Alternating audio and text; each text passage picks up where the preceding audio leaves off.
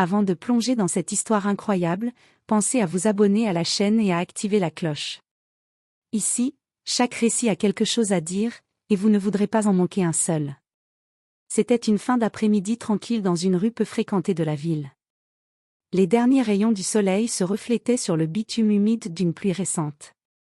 Une femme noire, élégamment vêtue, marchait d'un pas assuré vers sa voiture, les clés serrées dans sa main, pressée mais sereine. Elle ignorait que son chemin allait croiser celui de deux policiers dont l'arrogance et le mépris pour les autres n'avaient aucune limite. Sans raison valable, l'un des policiers, un sourire cruel aux lèvres, s'approcha, pour rigoler, avec son collègue, souleva brusquement la jupe de la femme. Il éclata de rire, certain de sa supériorité, pensant que ce petit acte humiliant ne lui vaudrait aucune conséquence. Son collègue, gêné mais amusé, suivait le jeu, riant doucement de cette plaisanterie. Mais la femme, figée un instant par le choc et l'humiliation, ne tarda pas à révéler qui elle était vraiment. Son regard s'assombrit et sa posture se redressa avec une autorité immédiate. C'était une capitaine respectée du département, connue pour son courage, son sang-froid et son intégrité. Ces policiers pensaient provoquer une simple réaction de peur ou de soumission, mais ils venaient d'éveiller une tempête qu'ils ne pouvaient contrôler. En un instant, l'air léger et moqueur se transforma en silence oppressant. Les rires se figèrent, remplacés par la tension palpable de ceux qui savent qu'ils ont franchi une limite dangereuse. La femme, d'un geste calme mais chargé de menaces, leur fit comprendre que leur arrogance allait leur coûter cher. Ce petit moment de moquerie allait se transformer en un retournement de situation dont les conséquences allaient marquer leur vie à jamais. Ce qu'ils croyaient être un simple jeu se révéla être la première erreur d'une série qui les mènerait à affronter une justice implacable. Les policiers reculaient légèrement, surpris par la réaction immédiate de la femme. La capitaine, les yeux flamboyants de colère, ne laissa rien transparaître de l'humiliation qu'elle venait de subir. « Vous croyez que c'est drôle ?» dit-elle, d'une voix calme mais glaciale, qui tranchait dans l'air comme une lame. « Soulever la jupe d'une citoyenne, ou pire, d'une collègue, est un crime. Et vous allez le regretter. » L'un des policiers tenta de se justifier, bafouillant. « C'était juste une plaisanterie, madame. » Elle le fixa, implacable. « Une plaisanterie ? Pensez-vous que votre uniforme vous donne le droit d'humilier les autres ? Vous venez de franchir une limite, et maintenant, vous allez répondre de vos actes. » La tension monta alors qu'elle sortait son téléphone. Elle appela immédiatement le chef de la police et fit un rapport détaillé sur l'incident, en donnant nom, numéro de badge et tous les détails. Les policiers commencèrent à sentir le poids de leur erreur, ce qu'ils avaient pris pour un simple jeu devenait une enquête officielle contre eux. Les passants qui commençaient à s'approcher observaient la scène, certains choqués, d'autres curieux. L'un murmura « Waouh, elle est capitaine, non ?» La capitaine ne quitta pas du regard les deux hommes. Chaque mouvement, chaque respiration semblait calculée. Elle savait exactement comment transformer leur arrogance en humiliation publique, mais elle garda son calme. Le karma, cette fois, allait frapper d'une manière qu'ils n'avaient jamais imaginée. Les policiers échangèrent un regard nerveux. Ils avaient l'impression que le sol s'ouvrait sous leurs pieds. Leur rire moqueur d'il y a quelques secondes semblait appartenir à une autre vie, à une autre personne. Maintenant, ils faisaient face à une autorité qu'ils ne pouvaient intimider, et l'issue semblait inévitable. Ce jour-là, une leçon claire fut donnée. Le pouvoir ne se mesure pas à un uniforme, ni à un badge, mais à l'intégrité et au respect des autres. Et ces policiers allaient bientôt le découvrir à leurs dépens. Quelques minutes plus tard, la capitaine avait rassemblé tous les éléments de preuve, les témoins, les vidéos de surveillance des commerces alentours, et même les messages enregistrés par son téléphone. Elle savait que pour ces policiers, il n'y aurait pas de simple réprimande.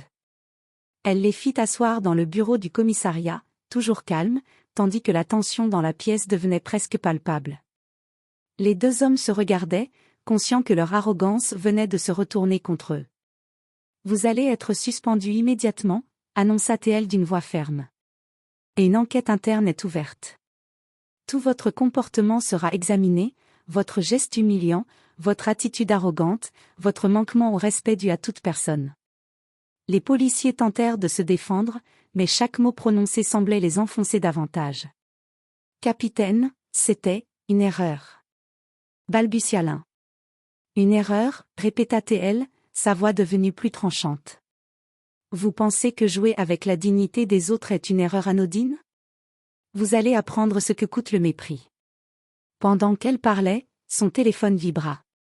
C'était le chef de la police, qui confirmait que la suspension était immédiate et que l'affaire serait portée devant la commission disciplinaire.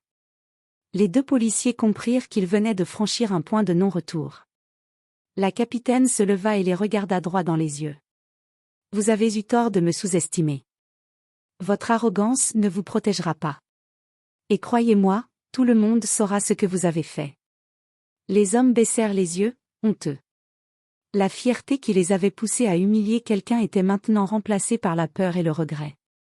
Ce jour-là, ils apprirent que le véritable pouvoir ne réside pas dans l'uniforme, mais dans la dignité et le courage de ceux qui savent défendre ce qui est juste. À l'extérieur, les passants qui avaient été témoins de la scène murmuraient entre eux. La nouvelle allait rapidement se répandre, et ces policiers allaient devoir affronter le poids public de leurs actes. Le lendemain matin, la nouvelle avait déjà commencé à circuler dans tout le commissariat. Les collègues de la capitaine murmuraient dans les couloirs, certains choqués, d'autres impressionnés par son sang-froid. Les deux policiers, suspendus et humiliés, évitaient tout contact visuel, conscients que leur réputation était en train de s'effondrer. Mais la capitaine ne se contenta pas de la suspension interne. Elle avait contacté des journalistes locaux et fourni tous les détails de l'incident, vidéos, témoignages, et la preuve irréfutable de leur comportement honteux. Quelques heures plus tard, les médias avaient fait leur travail. Sur les réseaux sociaux, les images et le récit se répandirent comme une traînée de poudre. Les commentaires affluaient, indignation, colère, mais aussi admiration pour la capitaine qui avait affronté ces hommes avec courage. Le hashtag justice pour la capitaine commença à trending. Les policiers, qui pensaient avoir échappé à la justice en restant dans l'ombre, se retrouvèrent soudain exposés au regard de tout le pays. Des chaînes de télévision locales demandèrent des interviews, et leurs supérieurs furent contraints de répondre publiquement. L'image de deux hommes abusant de leur autorité pour un simple « rire » devint le symbole d'une arrogance inacceptable. Dans le bureau de la capitaine, elle suivait calmement l'évolution de l'affaire. Chaque nouveau commentaire, chaque nouvelle publication renforçait le poids de la justice publique. Les deux hommes étaient désormais confrontés non seulement à la sanction officielle, mais aussi à la honte collective. C'est exactement ce qu'il fallait, murmura-t-elle, le regard déterminé. Ils doivent comprendre que personne n'est au-dessus du respect et de la dignité. À l'extérieur, la ville semblait changer. Les passants parlaient de l'incident, et l'histoire inspira même d'autres victimes à dénoncer des abus similaires. Ce petit geste cruel, qui avait commencé comme une plaisanterie, se transforma en un puissant rappel que le courage et la justice peuvent renverser même les plus arrogants. Les deux policiers, eux, commençaient à réaliser que leur vie venait de basculer. La suspension et l'humiliation publique n'étaient que le début. Le vrai prix à payer pour leur mépris était encore à venir. Quelques jours plus tard, les deux policiers étaient convoqués devant la commission disciplinaire. La salle était solennelle, avec des représentants de la police, des juristes et plusieurs témoins présents. Les murmures dans la salle trahissaient la curiosité et l'indignation générale. Les deux hommes entraient, la tête basse, évitant le regard de tous. Leur arrogance avait disparu, remplacée par une peur palpable. La capitaine, elle, était là en tant que témoin principal, calme et digne, portant son uniforme impeccable et affichant une autorité incontestable. Le président de la commission prit la parole. « Messieurs, vous êtes ici pour répondre de votre comportement inacceptable. Humilier une citoyenne, et de surcroît une collègue, constitue une violation grave de l'éthique et de la loi. Vos actions ont porté atteinte à l'intégrité de notre institution et à la confiance du public. » Les policiers tentèrent encore quelques justifications, mais chaque mot semblait les enfoncer un peu plus. Les témoignages des passants, les vidéos, et la médiatisation de l'incident rendaient toute défense impossible. Après plusieurs heures d'audition, la sentence tomba, suspension définitive, perte de certaines primes et une inscription permanente sur leur dossier professionnel. La commission souligna que leur comportement ne serait jamais oublié et que leur carrière était irrémédiablement entachée. La capitaine se leva et déclara. Que cela serve d'exemple. Le respect n'est pas optionnel. L'abus de pouvoir a un prix, et aujourd'hui, vous en payez le vôtre. Les policiers quittèrent la salle, abattus et honteux, tandis que l'histoire continuait à faire le tour des médias. Leur arrogance, qui avait commencé comme un simple geste de moquerie, avait conduit à la fin de leur carrière et à la disgrâce publique. À l'extérieur, la capitaine observait la foule de journalistes et de citoyens réunis.